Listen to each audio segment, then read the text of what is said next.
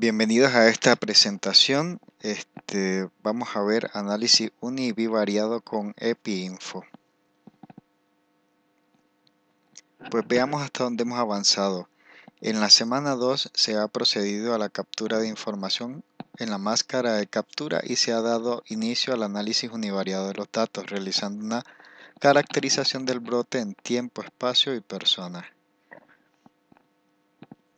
Para lograrlo, se ha solicitado desarrollar los siguientes pasos. Primero, graficar la ocurrencia de casos según semana epidemiológica. Esto permite hacer la caracterización del brote según la dimensión tiempo. Calcular las tasas de ataques por manzana de residencia, siendo posible además identificar en el mapa el número de casos reportados y las tasas de ataques por manzana. A esto nos referimos, o esto es lo que hemos definido como la caracterización en función del lugar. Y hemos calculado las tasas de ataques específicas por edad y por sexo según los datos proporcionados, lo, lo cual nos ha permitido caracterizar el brote según persona. Si ustedes ven en la guía autoaprendizaje dispuesta para la semana 2, en donde se analizan toda y cada una de las posibles variables a generar a través de la base del programa estadístico EpiInfo, una de las funciones es la de generación de tablas. Tablas como las que tenemos en este momento en la pantalla, donde vemos que tenemos la posibilidad de identificar una variable de exposición, y una variable de efecto. En este caso, en el ejemplo, hemos puesto como efecto la presencia o no de enfermedad y como variable de exposición sexo. Ahora, a partir de esto, aquí lo que estamos haciendo es el análisis de los datos de nuestra base de datos y estamos haciendo un análisis bivariado, es decir, una distribución de los casos analizados o de los datos registrados en función de dos variables. En este caso, la variable efecto o enfermedad y cómo estos datos de la variable enfermedad se están distribuidos por las dos categorías de la variable sexo. Esta presentación trata de la adecuada interpretación de este tipo de tablas, que son las tablas para análisis bivariados, cuales tienen muchísima utilidad en el campo de análisis sanitario. Al mismo tiempo que estamos haciendo el análisis descriptivo del brote, descriptivo en las tres dimensiones tiempo, lugar y persona, se han ido generando diferentes hipótesis referente tanto al posible agente causal, que en este caso estamos sospechando de un agente etiológico de tipo viral, más digamos que es una sospecha etiológica que guarda mucha relación con el patrón de frecuencia y ocurrencia de los casos, y de esta manera también estamos sospechando sobre posibles vías y vehículos de contagio, de contaminación. Esto es decir, estamos sospechando principalmente sobre la posibilidad de contaminación hídrica, aunque no podemos descartar otros tipos de formas de contagio como puede ser de persona a persona e incluso de tipo de contacto sexual, que es digamos, el que funciona como principal vía de contagio para algunos tipos de hepatitis viral. Bueno, esto hace necesario un segundo tipo de análisis, dado todos los mecanismos y medios de contagio de los que se sospecha, es decir, los potenciales factores de riesgo o potenciales factores causales del brote, cuál realmente se asocia a la aparición del brote, cuáles son los que están fuertemente relacionados o no a la aparición del brote. Esto con la finalidad de definir estrategias de intervención sobre las variables más fuertemente asociadas a la aparición de casos y que nos permitan además intervenir y evitar la aparición de una mayor cantidad de casos. Entonces la pregunta que se genera es la siguiente: dado los siguientes factores de riesgo, ¿cuáles tienen una mayor fuerza de asociación con la aparición de la enfermedad? Para contestarla, en esta cuarta semana ustedes encontrarán la propuesta de un estudio de tipo casos y controles, para lo cual se recolecta la información de 32 casos primarios identificados del brote, o sea, 32 casos, se refiere a 32 personas que presentaron la enfermedad, para los cuales se comparan 20 controles sanos seleccionados aleatoriamente a partir de los datos del censo poblacional. Recuerden, es un estudio de casos y controles, y una vez seleccionados los casos y los controles, es decir, las personas sanos que servirán como control para cada uno de los casos reportados como enfermos, pues comenzaremos a preguntar retrospectivamente por el antecedente de exposición a cada uno de los factores de riesgo que estamos sospechando. Ese diseño es el que tenemos propuesto acá, que son los pasos para la realización de un estudio de casos y control. Entonces partimos de la selección de casos, que son los sujetos que desarrollaron el evento, en este caso el brote ictérico. Para cada uno de los casos, o para el grupo de casos, seleccionamos los controles, que son los sujetos que no desarrollaron el evento, pero que son comparables con los casos. La idea es que tanto en casos y controles preguntamos por el antecedente de exposición o no exposición a cada uno de los factores de riesgo en estudio, o potenciales factores causales que estamos tratando de analizar como posibles causas del brote.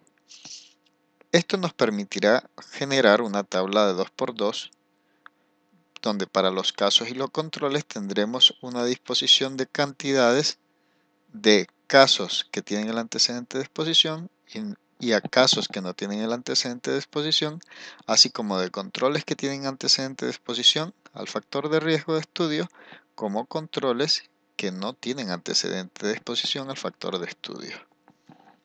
Recuerden, partimos de casos y controles y preguntamos hacia atrás por los antecedentes de exposición. Por tanto, aquí no podemos calcular nuevos casos, no podemos calcular incidencias, sino lo único que podríamos calcular a partir de este estudio son datos de prevalencia o de odds ratio. Odds de exposición en expuestos, que sería la posibilidad de presentar el daño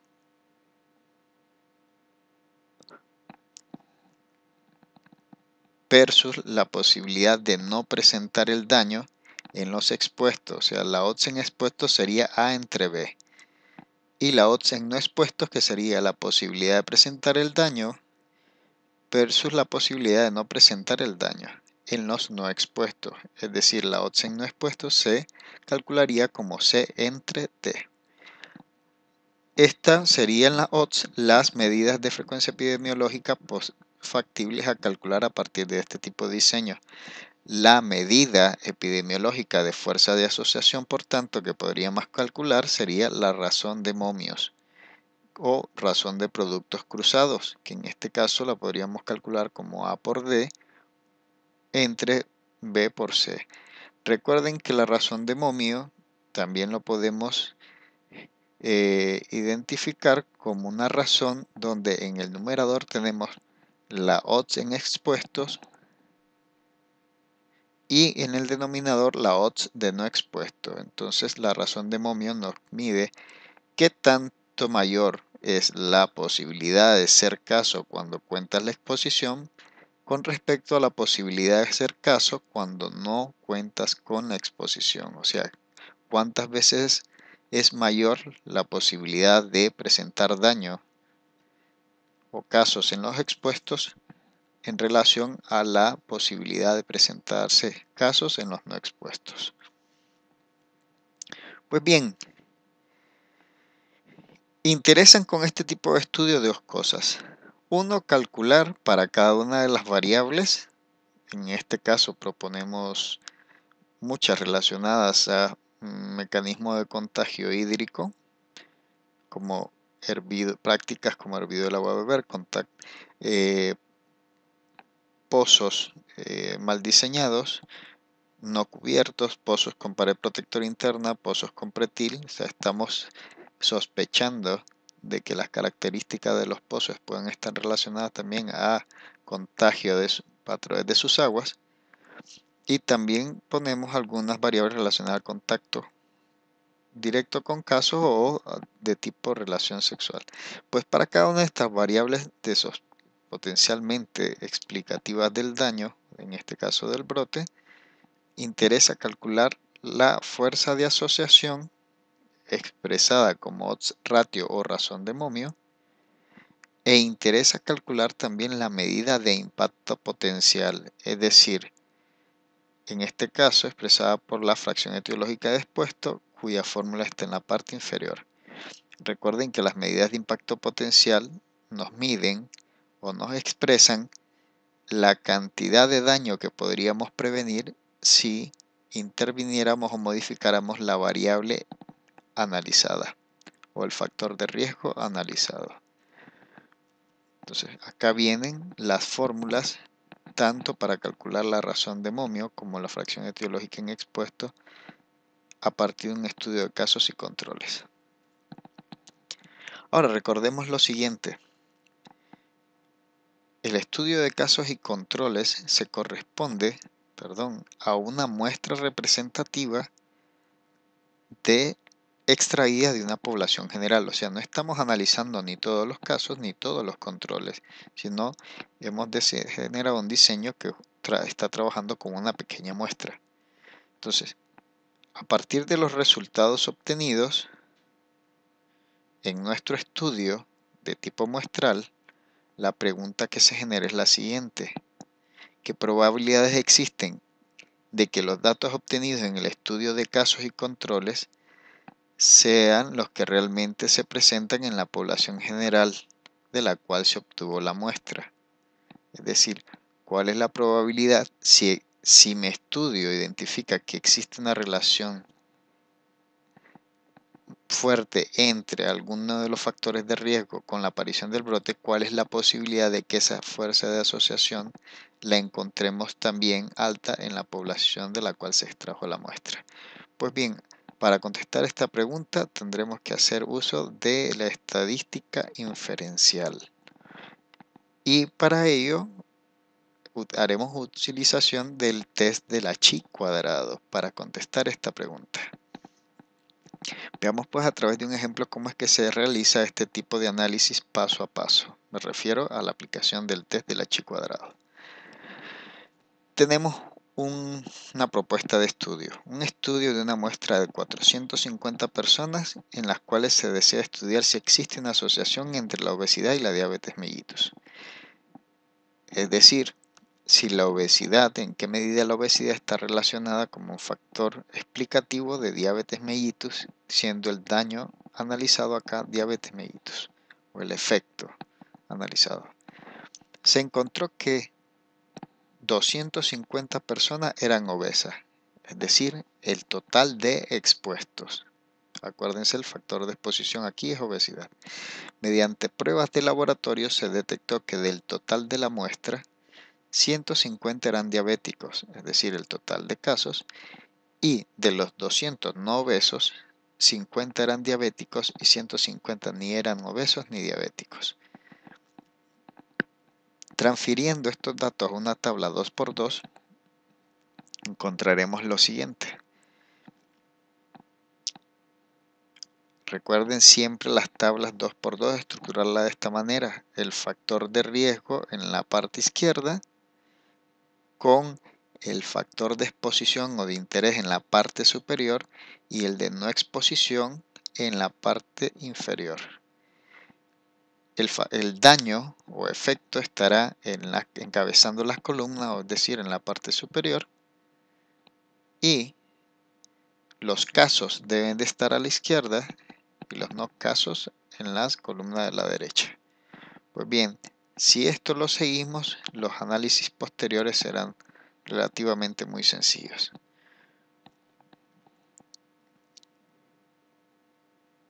Ahora, primera pregunta a contestar, ¿a qué tipo de diseño corresponde el estudio? Pues si vemos hacia atrás, lo que tenemos es, hemos agarrado a 450 personas y lo primero que hemos hecho era tamizarlas.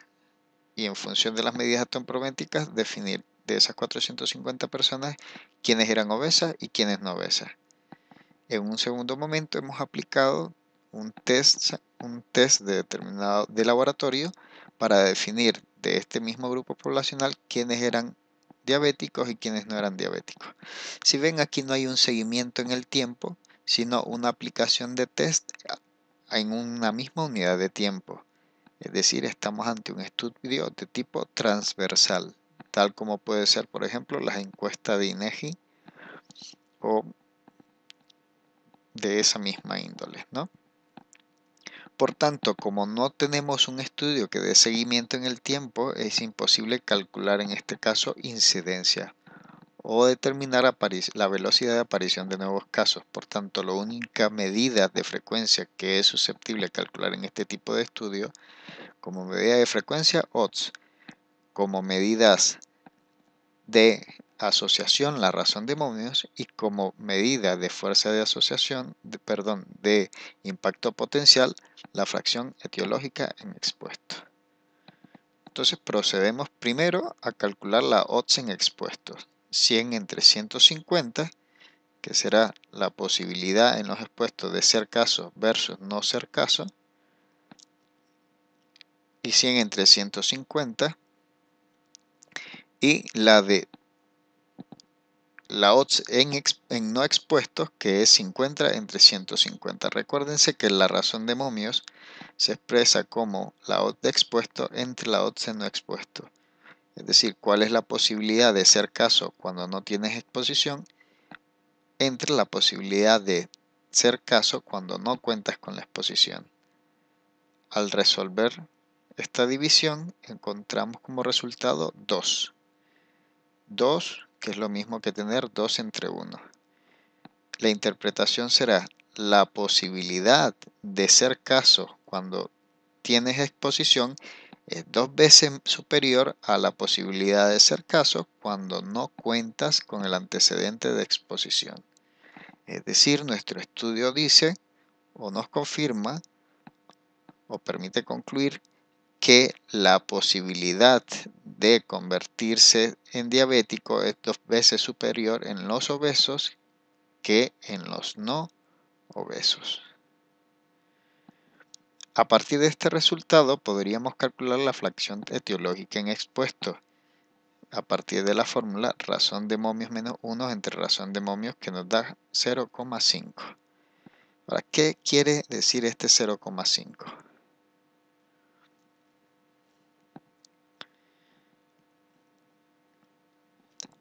El 0,5 habla de esta fracción etiológica en expuestos. Nos dice que del total en el grupo de los obesos, que son los expuestos, del 100% del daño calculado, del 100% del daño presente, es decir, de los 100 casos de diabetes mellitus, nosotros esperaríamos que si interviniéramos en el factor de riesgo obesidad, es decir, lo elimináramos en este grupo de población, esperaríamos que la reducción del daño fuera del 50% al que actualmente se observa. Si ustedes ven, ese 50% además se corresponde con el exceso de morbilidad explicada únicamente por el factor de exposición, que en este caso es la misma obesidad. Es decir, si yo eliminara la obesidad de este grupo, esperaría que se enfermaran de la misma manera que lo hacen los no obesos. Es decir, si yo interviniera la obesidad en los obesos en este momento, esperaría que en vez de 100 casos de diabetes mellitus se presentaran únicamente 50, a como lo hace la población no obesa. Es decir, se redujera la frecuencia de casos en un 50%, que es el resultado que me da la fracción etiológica en expuesto.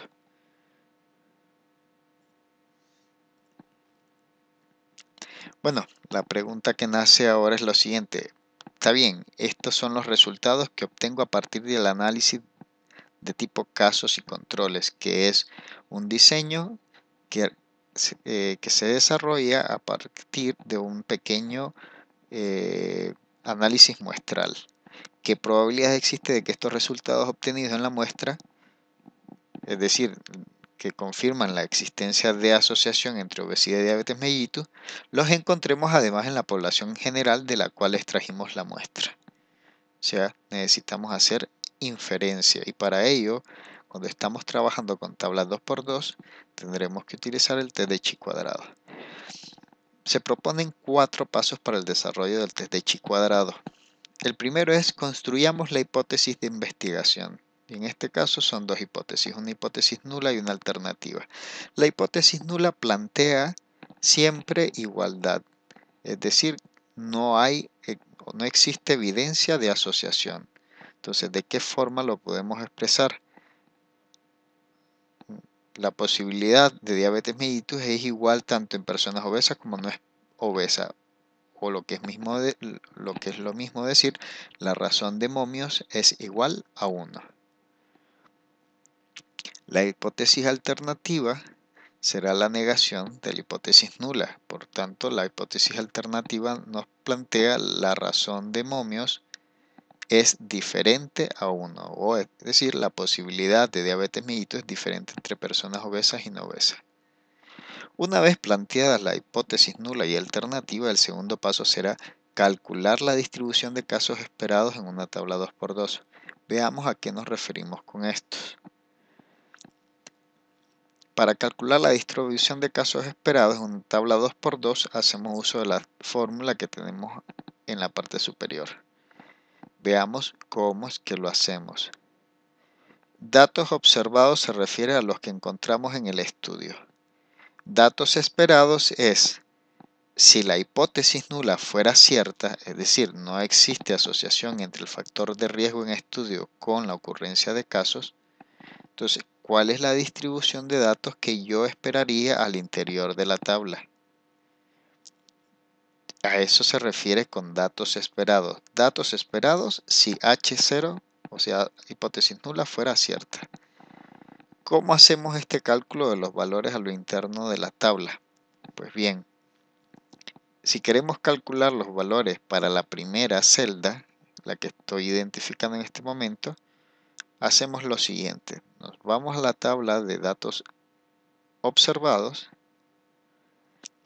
y planteamos o desarrollamos la fórmula que está dispuesta en la parte superior. Para la primera celda multiplicaríamos el total de la fila, que sería 250, por el total de la columna, que sería 150, entre el total, que sería 450, y eso nos daría 83,3. Ok, vamos a la siguiente celda. ¿Cómo calculamos el valor esperado? Pues nos vamos a la tabla de datos observados y hacemos el mismo procedimiento. El total de la fila, 250, por el total de la columna, que en este caso es 300, entre 450. Y el total me va a dar 166,666666. Vamos a la tercera celda, la parte inferior izquierda. ¿Cómo calculamos el valor correspondiente a esta celda? Pues lo mismo, nos vamos a la tabla de datos observados y multiplicamos para esta celda el total de la fila, 200, por el total de la columna, 150, entre 450, y nos da 66,6. El mismo procedimiento lo seguimos para la última celda. Para ello nos vamos a la tabla de observados y multiplicaríamos el total de la fila 200 por el total de la columna 300 entre 450 y nos daría 133,33. Ahora el paso que seguiría sería comprobemos que los datos esperados satisfacen la hipótesis nula. Les propongo que generen la razón de momios tomando en cuenta los datos de esta nueva tabla de datos esperados y verán cómo la razón de momios al final les da un valor igual a 1, que es exactamente lo que planteábamos en la hipótesis nula. Es decir, no existe asociación entre la exposición con el desarrollo de una mayor cantidad de daño con respecto a la no exposición. Bien, una vez que ya tenemos la tabla de datos esperados, que es aquella que satisface el planteamiento de la hipótesis nula, vamos al paso 3, que es calcular el valor estadístico del chi cuadrado. Para ello utilizamos la fórmula chi cuadrado es igual a sumatoria de los datos esperados menos los observados al cuadrado entre lo esperado. ¿Cómo se desarrolla la fórmula? Pues veamos en la parte inferior. Tenemos los datos observados a la izquierda, los datos esperados a la derecha. Pues comencemos con la primera celda. Entonces, para la primera celda, la superior izquierda, la aplicación de la fórmula sería datos esperados 83,33 menos observados, que serían 100, que es lo que tenemos aquí arriba, elevado al cuadrado entre lo esperado, que sería 83,33. Más, vamos con la segunda fila, perdón, con la primera fila, segunda columna, esta celda.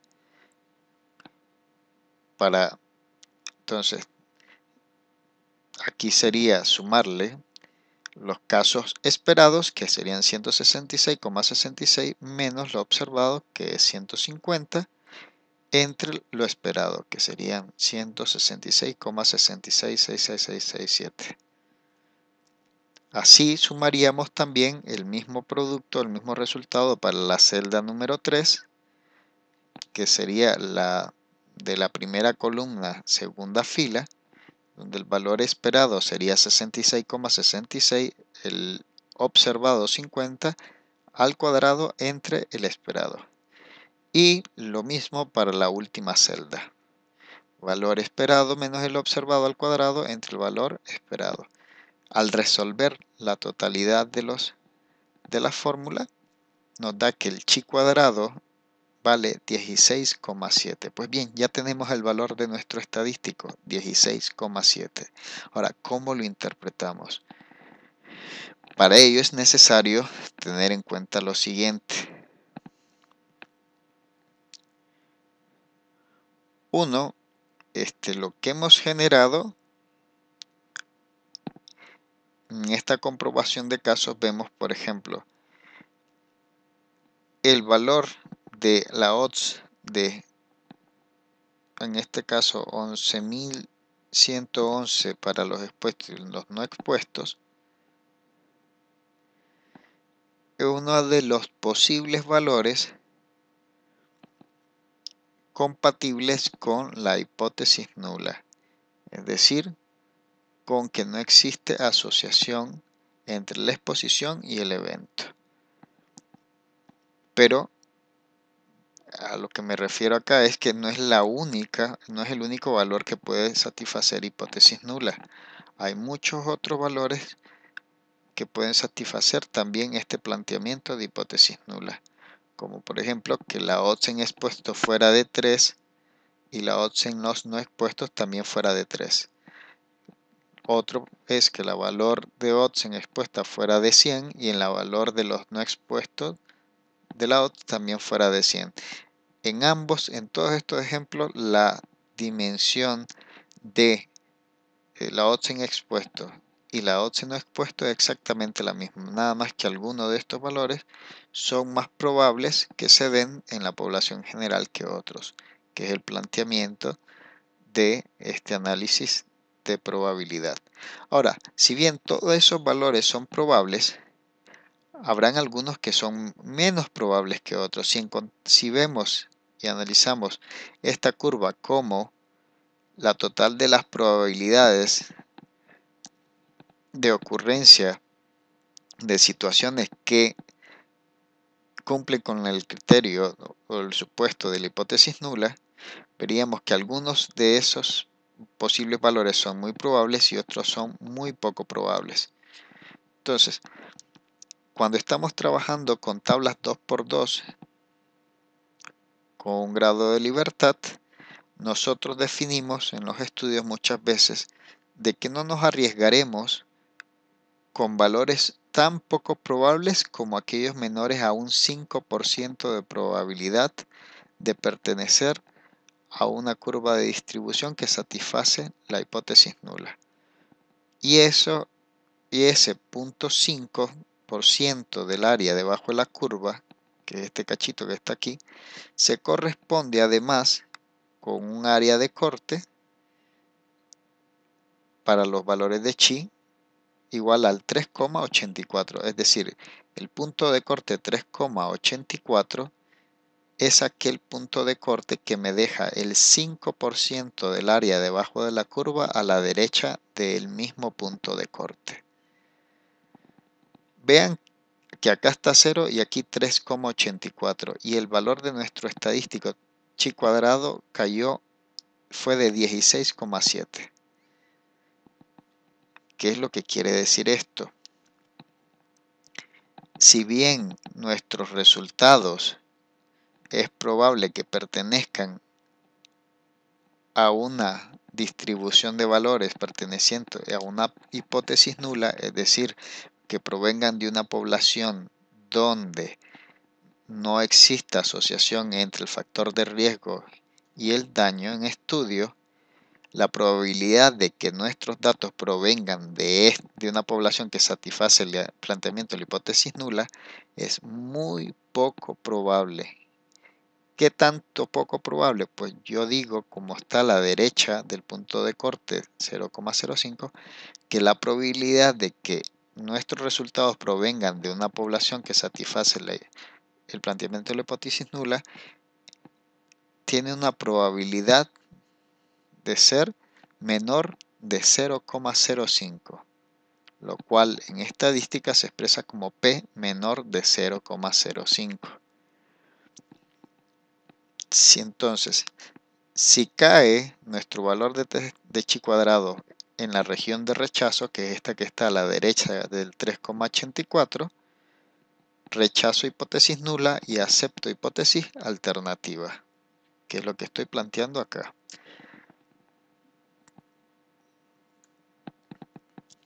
Ahora, ok, pero ¿cuál es la probabilidad real de que nuestro estudio pertenezca a una población que satisfaga la hipótesis nula? Pues para eso puedo utilizar la tabla de chi cuadrado. Con un grado de libertad, que es lo que utilizamos en las tablas 2×2, vemos que si el estadístico hubiera valido 10, la probabilidad de pertenencia o de que nuestro estudio pertenezca a una población donde no existe fuerza de asociación, que es lo que plantea la hipótesis nula, sería de 0,001. Nuestro test de chi cuadrado dio 16. Y si ustedes ven, entre más grande la probabilidad de pertenencia a H0, a una población que satisfaga el criterio de H nula, pues es incluso inferior a 0,001. Por tanto, con un test de valor de 16,7 podemos asegurar que la probabilidad de que los resultados obtenidos en el estudio de casos y controles provengan de una población que cumpla los supuestos de la hipótesis nula es menor a 0,001. Es decir,